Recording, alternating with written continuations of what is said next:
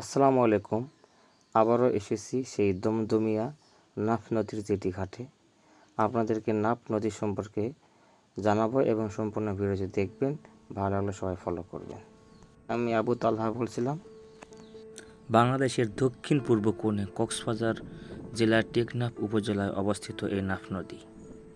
এটি দুই দেশের ইতিহাস, ভৌগোলিক, রাজনৈতিক ও মানুষের জীবনের সঙ্গে গভীরভাবে জড়িত।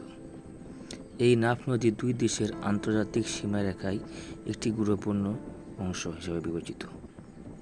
নাফ নদী প্রায় 56 কিলোমিটার দৈর্ঘ্য এবং প্রায় 1.61 কিলোমিটার প্রস্থ।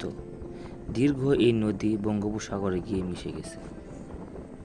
নদীর এক তীরে বাংলাদেশের টেকনাফ আর অন্য তীরে মিয়ানমারের রাখাইন রাজ্য। সেটি দেখার জন্যই আমরা গাড়ি নিয়ে যাচ্ছি এবং দেখতে পাচ্ছি চারিদিকে পানি বেশি হওয়ায় এখানে জোয়ার হয়ে পানি বৃদ্ধি পেয়েছে। এর আগেবার যখন আসছিলাম এখানে শুকনো ছিল, কিন্তু এবার দেখতেছি পানি চারিদিকে চলমল করতেছে এবং পুনরায় পানি ভরে গিয়েছে।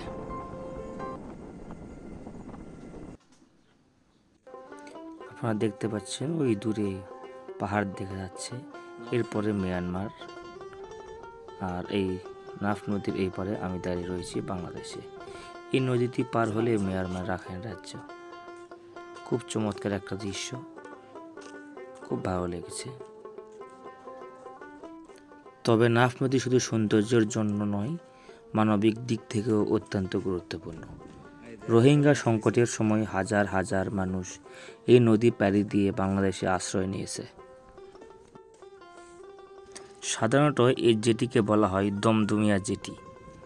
টেকনাফের এই জেটির নাম দমদমিয়া জেটি। খুবই পানি দেখতে পাচ্ছি এবং আমরা একটি কাঁকড়া পেলাম বা শামুক পেলাম, সন্ন্যাসী শামুক।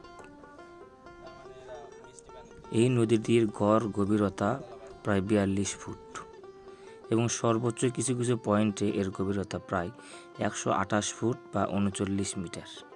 এই নদী লবণাক্ত এবং মিঠা পানি দুই পানির মিশ্রণের কারণে এখানে প্রচুর ইলিশ মাছ, চিংড়ি, পোয়া মাছ, লইটা, ছুরি, রূপচাঁদা, ভেটকি ও নানা প্রজাতির মাছ ও শামুক পাওয়া যায়।